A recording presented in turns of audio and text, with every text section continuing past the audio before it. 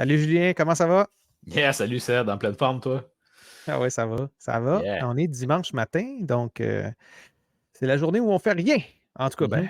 on fait rien. On Jour du essaie de rien sabbat. faire. Jour du Ouais, sabbat, anciennement. ouais, exact. Ben, en tout cas, on essaie de faire rien, mais nous, on vous tourne une petite vidéo bien relax. Mhm. Puis on parle des futurs prospects de la Ligue nationale, les futurs prospects, en fait, qui vont potentiellement aboutir dans les mains du Canadien. Mhm. Pourquoi? Parce que là, nous, on pense que c'est un attaquant que les Canadiens doivent aller chercher, hein? Ça fait déjà 2 ans qu'on pense à un attaquant qui doit aller chercher, mais bon. C'est ça. Mais tu sais, le but, en fait, là, c'est de regarder là, ceux qui marchent le plus en ce moment là, dans les rangs Mhm. juniors, même la KHL, parce que vous allez voir, il y a du monde de la KHL là, qui n'ont pas encore été Oui. repêchés, qui sont là. Puis, on va se concentrer sur les attaquants.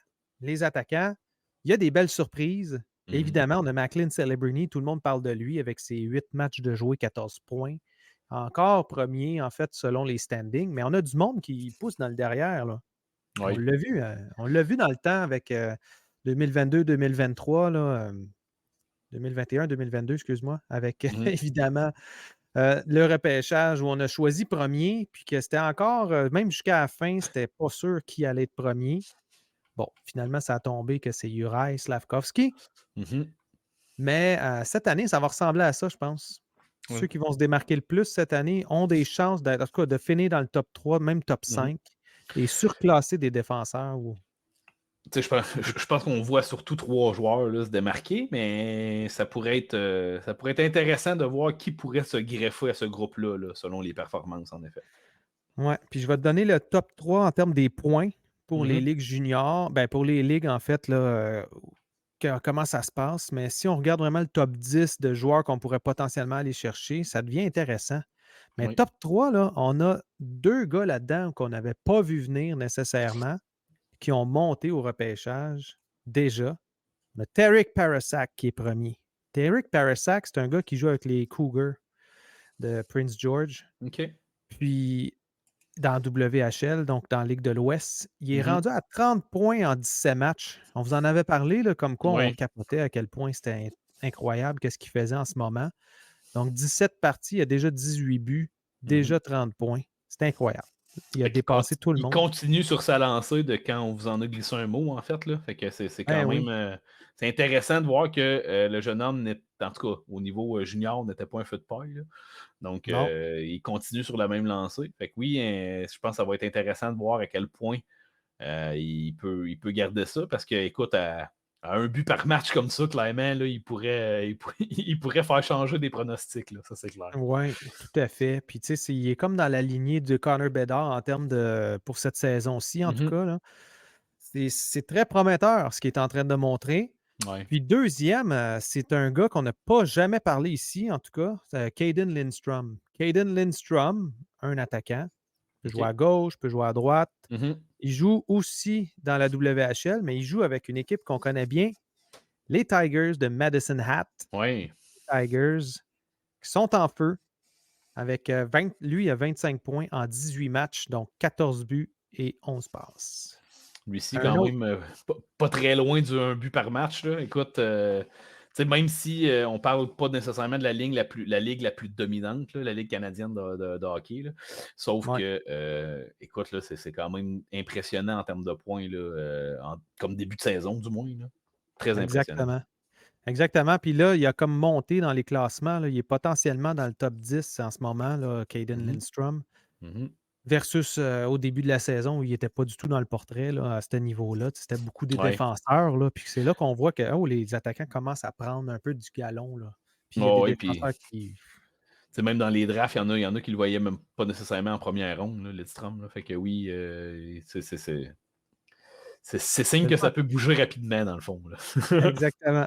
Puis niveau troisième, ben, on a une figure qu'on reconnaît dans pas mal tous les classements, Cole Mmh mh. Iserman, Mmh. dans la NTDP, donc juste en dessous de la NCAA, Ouais. donc dans le programme de développement des moins de 18 ans. Il est déjà rendu à 24 points, donc il roule à 2 points par match, dont 18 buts là-dessus. Là, donc Mmh. 24 points en 12 matchs. Ouais. Toute une machine. On parle ici d'un Cole Caulfield, mais plus gros, plus grand. Fait que c'est quand même le fun de le voir, un joueur comme ça être comparé par un joueur du Canadien. C'est le fun. Ah oui, parce qu'on a déjà la comparaison dans notre cours, dans le fond, là. Fait que oui, là-dessus, là, c'est clairement plus facile de faire le lien, là. C'est Mais rare. oui, définitivement, parce que écoute, hein, on va toujours chercher d'autres types de joueurs que ceux qu'on a déjà à Montréal habituellement pour faire les comparatifs.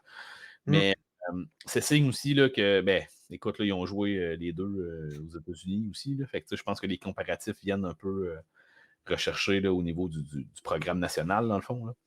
exact. Et, ouais, écoute, là, tu sais, on le voyait déjà dans le top 3 là, pour sa part. Là. Il est Ouais, juste en train de potentiel premier choix selon. Oups, on m'entend encore, hein? Et voilà. ouais. Donc, peut-être il vient consolider potentiellement son premier choix là avec la blessure à demi-dove qu'on a eue aussi. Là. Donc, ça fait en sorte que la lutte est peut-être moins serrée qu'on pourrait penser en ce moment à cause de ces performances-là qui sont quand même assez impressionnantes aussi, encore une fois. Là. Exact. Mais moi, je le vois pratiquement là, aller chercher Celebrini en termes de reach. Là, j'ai Mhm. comme l'impression, bon, Celebrini a 14 points, on l'a dit tantôt, en 8 matchs. Il y a d'autres joueurs qui jouent plus. Évidemment, les juniors canadiens jouent beaucoup Ouais. plus de matchs. Là.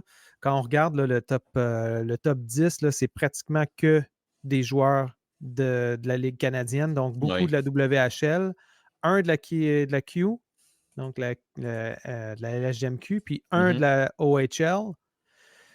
Quand on regarde les prochains, là, après Cole Eiserman, on parle de Ryder Ritchie, Tanner Howe Mhm. et évidemment Luke Misha, qui sont toutes ben, en fait, deux de la WHL puis un de la OHL Ouais. avec 23 points en 15 matchs pour Luke Misha. Luke Misha, là, c'est un gars à surveiller, c'est un centre. C'est un gars qui prend du galon, puis je pense que ça peut être un genre de gars qu'on peut aller chercher qui Ouais. vaudrait la peine d'aller chercher parce que c'est un two-way forward. C'est un gars Mhm. qui est très, très stable défensivement, mais en plus, qui amène le playmaking là, qu'on a besoin là, pour nos gars. Là. Ouais, oui, parce que tu sais, on voit qu'avec la blessure de Kirby Doc en ce moment, des joueurs qui ont la capacité de bien comprendre le jeu qui se dessine devant eux, puis de Ouais, bénéficier, puis de faire des bonnes lectures de jeu et d'alimenter leurs coéquipiers. C'est laborieux depuis la perte de Dak. On a essayé de voir Newhook à ce niveau-là. Bon, je pense que là, on a notre réponse pourquoi Newhook n'a pas coûté si cher que ça, dans le fond, en termes de transactions. Là. ouais, C'est que c'est probablement malheureusement. c'est probablement pas le type de joueur qu'on aimerait qu'il soit, sauf que, encore une fois, je pense, on en a parlé là, déjà la semaine dernière aussi, mais je pense que ça peut devenir un excellent ailier. Euh, Peut-être plus un finisher là, qu'un Que fabricant de playmaker. jeu, dans le fond, exact. Tout à fait. Mais oui, c'est quelque chose qu'on va avoir cruellement besoin là, quand notre équipe va être à maturité. Fait que, tu sais, il serait peut-être Mm. jeune encore, mais oui, au niveau, quand on va arriver à maturité, si on a une place pour ce type de joueur-là encore, ça pourrait être très intéressant, en effet. Oui, exactement. Puis si on finit avec. Je voulais vous parler d'un gars qui m'intéresse. Un gars qui m'intéresse qui n'est pas parlé en ce moment, mais que moi, je pense que Mhm. peut causer une surprise. Bon, il y a Chernyshov, Igor Chernyshov qui joue en MHL, qui est quand même impressionnant en ce moment, mais Ouais. qui a perdu un peu du galon. Mais le gars, je veux vous parler, là, c'est un autre Russe, il s'appelle Nikita Artamonov. Voyons, Artamonov. encore un problème avec les noms des Russes. Là. On Un aime jeune. ça les prononcer, ces noms-là, en plus. Ouais, c'est ça. Colin. Mais c'est un jeune de 17 ans. Écoute bien, là, 5 OK. pieds 11, 180 quelques livres. Là. Évidemment, c'est toujours boosté un petit peu là, en 17 ans, KHL. là, Là. aussi, là. Mais 17 ans, on Ouais, s'entend qu'il est il n'a loin pas d'être fini. mature, là. Mais il joue avec des hommes. Il joue avec des hommes. Puis non seulement qu'il joue avec des hommes, il produit. Il produit énormément. En 25 matchs, il est rendu à 13 points, donc 4 buts, 9 passes. Donc pour un jeune de 17 ans de se Oui. débrouiller aussi bien dans une ligue d'adultes, Mhm. c'est impressionnant. Fait que s'il continue qu'est-ce qu'il est en train de faire en ce moment, là, on s'entend, là, Ouais. on parle de 65 matchs là, au total qu'il va être en mesure de jouer s'il joue et Mhm. 33 points pour un jeune de Et 17 ans dans une ligue d'adultes. Écoute, je prends la balle au bon, là. Il joue avec notre ami Bogdan Konyushkov, en fait. Ils jouent dans la même équipe, les deux. Donc, ils Ouais, jouent dans la même il équipe, tous joue les deux. le Torpedo de Novgorod. Oui, fait que Quelque c'est quand chose. même intéressant là, de voir. Écoute, on a déjà un joueur qui évolue dans cette équipe-là. Est-ce qu'on pourrait aller mettre la main sur un Oui, autre qui vont se oui, développer ensemble, même s'il y en a un qui est plus vieux que l'autre, qui va venir nous rejoindre plus vite? Ça peut devenir intéressant. On sait que l'entraîneur là-bas est quand même, c'est Igor Larionov. Fait que, tu sais, je veux dire, quand même une bonne tête de hockey, je pense. C'est pas.